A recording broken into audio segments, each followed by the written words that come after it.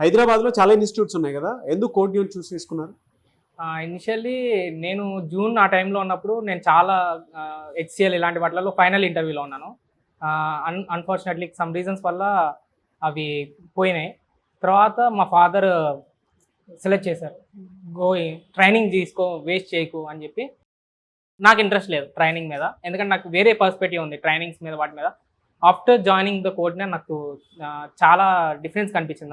నా పర్స్పెక్టివ్లో, training institutes పర్స్పెక్టివ్లో నాకు చాలా, ఇది అన్ని ఇన్స్టిట్యూట్స్ లాగా కాదు, డెఫినెట్గా కొంచెం చాలా డిఫరెన్స్ ఉంది వేరే ఇన్స్టిట్యూట్స్తో పోల్చుకుంటే. మీ ఫాదర్ ఏం చేస్తుంటారు? మా ఫాదర్ విజయ్ పాలిమర్స్ అనే కంపెనీలో హెచ్ఆర్ మేనేజర్గా వర్క్ చేస్తున్నారు. సో ఆయన సజెస్ట్ చేసి ఇక్కడికి వచ్చారు మీరు. ఆయన ఆయన అనుకున్న విధంగా ఉందా, మీరు చెప్పారా? చెప్పాను.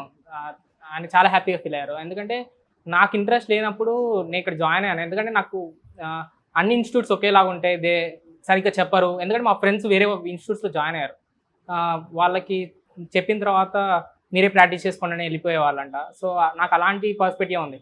సో మనీ వేస్ట్ చేసుకొని నేను డైరెక్ట్ జాబ్ ట్రై చేద్దాం అనుకున్నాను. బట్ ఇక్కడ జాయిన్ అయిన తర్వాత ఇక్కడ ఎలా ఉంటుందంటే డెఫినెట్గా ఇంటరాక్షన్ ఉంటుంది మేడం వాళ్ళతో. లైక్ సుజాత అగ్రవాల్ మ్యామ్ చాలా హెల్ప్ చేశారు నాకు కమ్యూనికేషన్లో. చాలా కమ్యూనికేషన్ రౌండ్స్లో పోయాయి చాలా వరకు క్యాంపస్ ప్లేస్మెంట్స్లో. సో నాకు ఇంప్రూవ్మెంట్ అనిపించింది. మ్యామ్ చాలా హెల్ప్ చేశారు. అండ్ కాంపిటేటివ్ కోడింగ్ నేర్చుకోవడంలో సౌమ్య మ్యామ్ చాలా హెల్ప్ చేశారు.